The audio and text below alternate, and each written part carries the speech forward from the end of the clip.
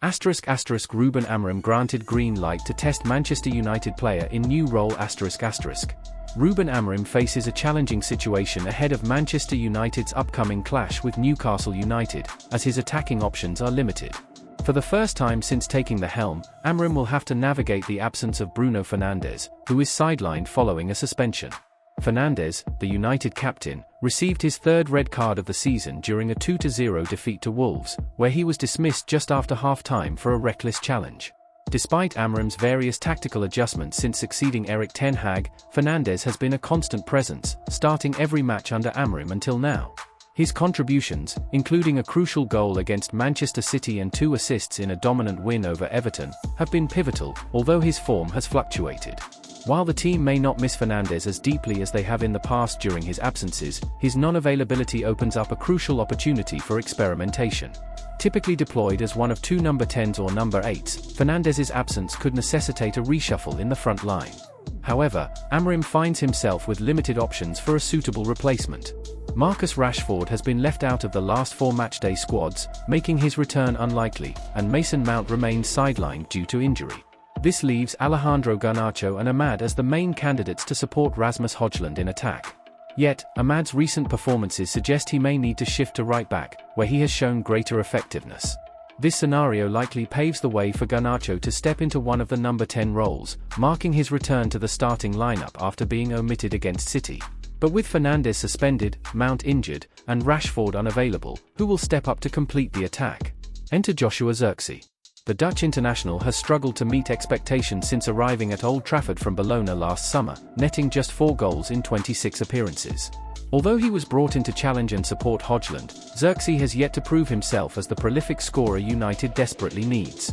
Zirkzee, who has been linked with a potential departure as the January transfer window approaches, describes himself as a 9.5, a player who operates between midfield and attack.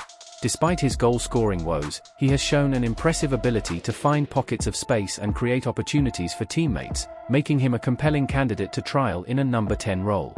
This shift could allow him to draw defenders away from Højlund and Garnacho, while also utilizing the wingbacks, a crucial aspect of Amorim's 3-4-3 formation. Zirkzee's standout performance came during a 0-0 draw with Crystal Palace in September, where he effectively linked up play, frequently dropping deep to collect the ball and support Garnacho's runs. Though this was under Ten Hag and in a different system, his potential to create connections cannot be overlooked. Starting Zirkzee as a number 10 could also provide the first opportunity for him and Højlund to play together from the outset, as they have shared only 85 minutes on the pitch since Zirkzee's arrival in July. While there are growing doubts about Zirkzee's long-term future at United under Amorim, testing him in this new role could prove beneficial given the current limitations. Now is the time to explore this uncharted territory and see what Zirkzee can bring to the table as a number 10. As Amorim prepares for this pivotal match against Newcastle, the stakes are higher than ever. With a struggling attack and key players sidelined, the choice to experiment with Zirkzee could be a game-changer. The atmosphere around Old Trafford is charged with anticipation. Fans and analysts alike are eager to see how this tactical shift will unfold. Zirkzee's potential as a number 10 could breathe new life into an offense that has struggled to convert chances. His ability to drop into deeper positions to receive the ball may create the much-needed space for Højlund, allowing him to exploit defensive gaps. Additionally, Garnacho's speed and creativity on the flanks could thrive with Zirkzee's intelligent movement, leading to a more dynamic and fluid attacking unit. The media coverage surrounding this strategic adjustment is extensive, with pundits debating whether Zirkzee can finally fulfill the promise that brought him to United. Questions are being raised about Amorim's long-term vision for the squad.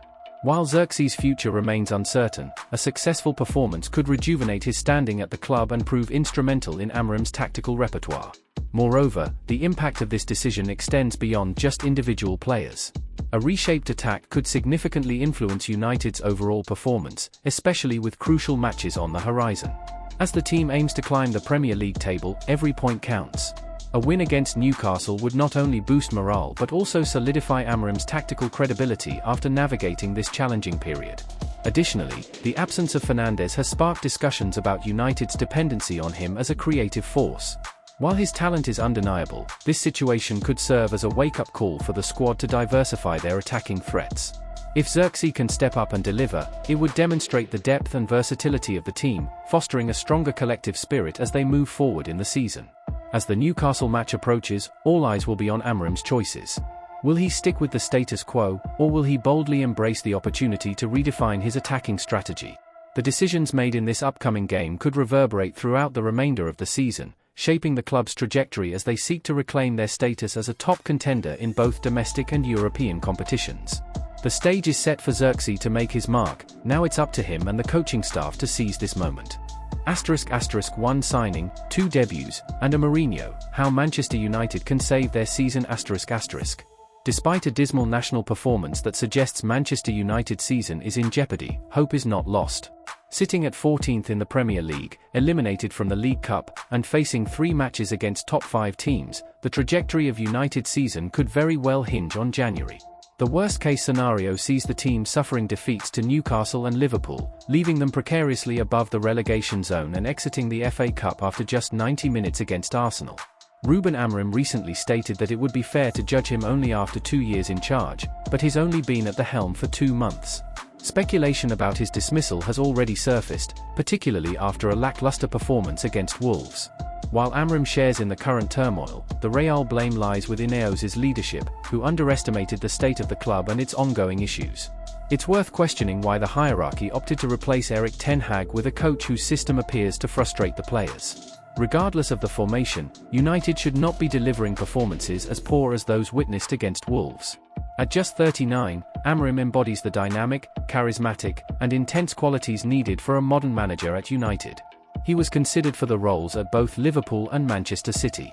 To pin the club's decline solely on a coach who arrived in November is absurd. Amorim is actively evaluating players weekly, making tough decisions about who is fit to wear the United jersey. Names like Marcus Rashford, Joshua Xerxes, and Tyrell Malacia may not have a place in the squad next season. As Amorim anticipates the upcoming pre-season, the current campaign feels far from over. With frequent losses creating an illusion of despair, it's crucial to remember that recovery is still possible. The club must consider selling Rashford and securing a proper replacement. While Rashford may have limited suitors in January, clubs like Arsenal could be interested, especially with Bukayo Saka sidelined for at least 2 months. However, Arsenal has built its elite status through exceptional recruitment and would likely be reluctant to take on a misfiring player with inflated wages. A loan deal, reminiscent of Jadon Sancho's return to Borussia Dortmund last season, could be in the cards. Whatever route United takes, Rashford must be moved on, and a goal-scoring forward must take his place. With a negative goal difference and just 21 goals in 18 matches, 1/3 of which came in 2 games against Southampton and Everton, United desperately needs a higher-caliber striker. Although January may come too soon, targeting Victor Osimhen for next summer should be a priority. The club has emphasized the need to sell before buying, having invested heavily in 5 players last summer. Yet, clubs are unlikely to line up for United's surplus players this January. It's essential for United to act decisively. The days of ignoring the winter transfer window are long gone. Notable signings like Bruno Fernandes and Alexis Sanchez were made in January, and the club's history is replete with successful winter acquisitions like Louis Saha, Nemanja Vidic, and Patrice Evra. The pressing need to integrate fresh talent is evident. Young players like Harry Amas, who shone in pre-season, must be given opportunities as the left-back position continues to struggle. Amorim has indicated that he is not rotating players merely for the sake of it. He recognizes the potential of youth players who could address ongoing deficiencies. **** Focus on the Europa League ****. This season is increasingly shaping up to be a Europa League or bust scenario for United. Having experienced similar challenges during Jose Mourinho's first season, where only the League Cup was secured, the need for a strong showing in this competition is paramount. With United among the favourites alongside Tottenham, and considering the diluted quality of this year's Europa League, a successful campaign could provide a much-needed boost. Progressing directly to the round of 16 while avoiding a playoff in February would be ideal. Winning the Europa League could solidify United's spot in next season's Champions League and transform what seems like a lost season into a qualified success. **** Injury recovery is key ****. With Mason Mount and Luke Shaw frequently sidelined, their absence has become a frustrating norm for Amorim. Both players possess attributes that align perfectly with his tactical setup. Shaw can operate effectively in a 3-man defense or as a wing-back, while Mount has significant experience playing as one of the 2 number 10s in a 3-4-3 formation. If both can regain fitness after their respective injuries, their contributions could significantly enhance United's prospects moving forward. With the right adjustments and a few strategic signings, Manchester United can pivot from a challenging start to a revitalized season, one filled with potential and promise. The time for decisive action is now.